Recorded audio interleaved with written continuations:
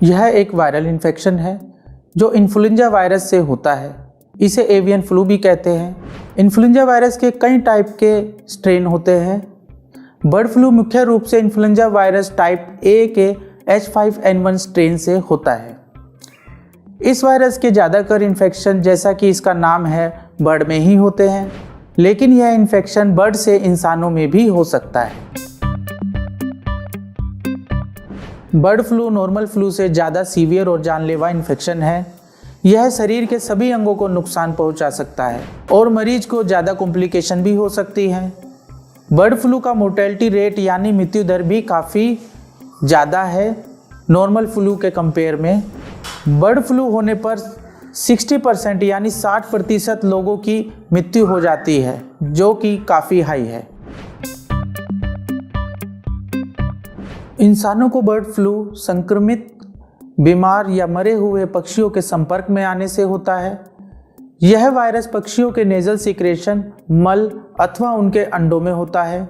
जब कोई बीमार या मरे हुए पक्षी को छूता है या हैंडल करता है तो यह वायरस हाथों द्वारा हमारे शरीर में पहुंच सकता है। अगर कोई बीमार पक्षी को या उसके अंडे को बिना ठीक से पकाए खाता है तो उससे भी यह वायरस शरीर में पहुंच सकता है। बर्ड फ्लू एक बीमार इंसान से दूसरे इंसान में भी हो सकता है, लेकिन यह बहुत कम होता है और इसकी संभावना बहुत कम है। मुख्य रूप से यह बर्ड से ही इंसानों में होता है।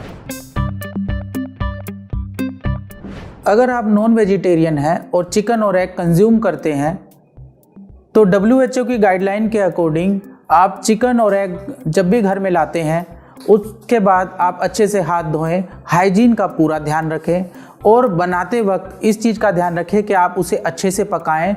कभी भी आधा कच्चा या फिर बिन पका ना छोड़ें, पूरी तरह से पकाकर या एग को उबालकर ही खाएं। और यह देखा गया है कि जो बर्ड फ्लू का वायरस है, अगर किसी चीज़ में है, अगर उसको 30 मिनट तक 70 डिग्री टेम्परेचर तक पकाएं तो वो वायरस भी मर जाता है और उसमें किसी भी तरह के जर्म्स नहीं रहते। बर्ड फ्लू के शुरुआती लक्षण कॉमन फ्लू वाले हो सकते हैं, जैसे कि तेज बुखार, खांसी, गले में दर्द, खराश।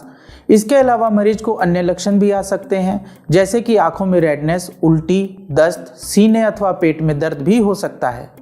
बीमारी बढ़ जाने पर मरीज को सांस लेने में दिक्कत हो सकती है और इन्फेक्शन ब्रेन में भी पहुंच सकता है, जिससे मरीज को बेहोशी और मिर्गी के दौरे भी पड़ सकते हैं, जिसे इंसेफेलाइटिस भी कहा जाता है, और मरीज की जान भी जा सकती है। अगर आप बर्ड फ्लू से बचना चाहते हैं तो बीमार एवं मरे हुए बर्ड्स से दूरी बनाएं और बर्ड्स को हाथ लगाने के बाद हाथों को अच्छी तरह धोएं। अगर आप नॉन वेजिटेरियन हैं तो बर्ड्स के अंडे और चिकन को खाने से पहले अच्छे तरह से पकाएं।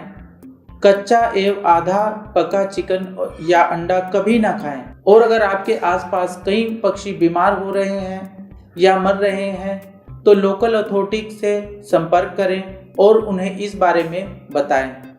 बर्ड फ्लू की वैक्सीन भी उपलब्ध है, लेकिन वो रूटीनली नहीं दी जाती। यह वैक्सीन जिन लोगों को इन्फेक्शन होने का ज़्यादा रिस्क है उन्हीं को दी जाती है। बर्ड फ्लू के लक्षण आने पर मरीज तुरंत डॉक्टर से संपर्क करें। इस बीमारी को कंफर्म करने के लिए मरीज के गले और नाक से स्वैब लेकर टेस्ट किया जाता है। इसमें मरीज को एंटीवायरल दवाइयाँ भी दी जाती हैं। लक्षणों के आधार पर मरीज को ऑक्सीजन थेरेपी, IV फ्लूइड्स, अन्य दवाइयाँ भी दी जाती हैं। बीमारी बढ़ जाने पर मरीज को वेंटिलेटर पर भी रखना पड़ता है।